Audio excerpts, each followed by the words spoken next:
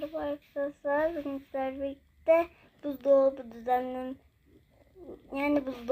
düzenliyorum. Evet, buzdolabımız şöyle güzel bir buzdolabı aslında. Buradan su da içebiliyoruz. Şöyle bir önden tanıtayım dedim. Şurası resmen şurası su yeri. Since çocuklar bardak koyuyor. Vış! Düğmeye basıyor. Geliyor su. Şimdi şöyle göstereyim. Gerçekten felaketi içinde. Yani meyveler, sebzeler falan burada. İçecek orada. Ay, her şey birbirinde. Neyse. İlk önce ben malzemeleri şöyle bir çıkartacağım. Hepsini şöyle bulduğum gibi çıkartıyorum. Arkadaşlar az önce nereye gitti göremedim. Ama devam ediyorum. Yere koymak zorundayım arkadaşlar. Şöyle çıkarttım. Şimdi temizlik malzemelerini alıp geliyorum. Bu arada böğürtlenli pizzamı değil. Leziz. Neyse temizlik malzemelerini alıp geliyorum. Evet arkadaşlar aldım. Şu ikisi. İlk önce şöyle bir buzdolabımızı temizlemek gerekli yani.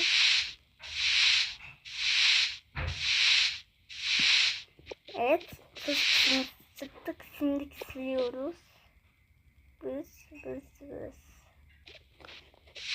Tekrar sık.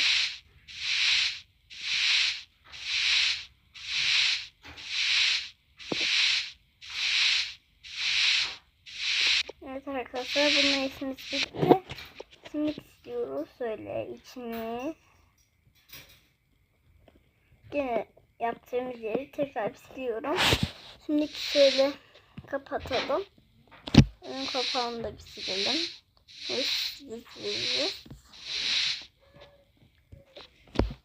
Ay, yere düştü.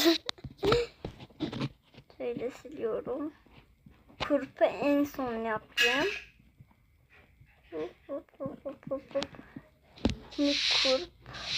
Şöyle. Hop. Bıt. Şimdi şurayı şöyle minik kısmı. Vıt.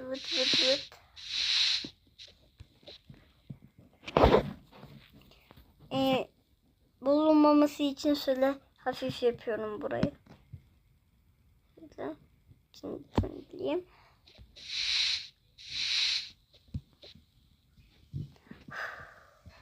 Biraz zor bir iş, yani terletiyor insanı. Bir de sıcak hava ya.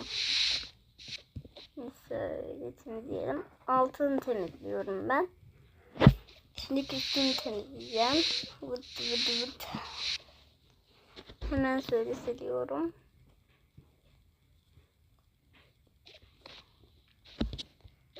Şimdi temizlik malzemelerini götürüp geliyorum. Evet arkadaşlar, bu videomuzun da sonuna gelelim.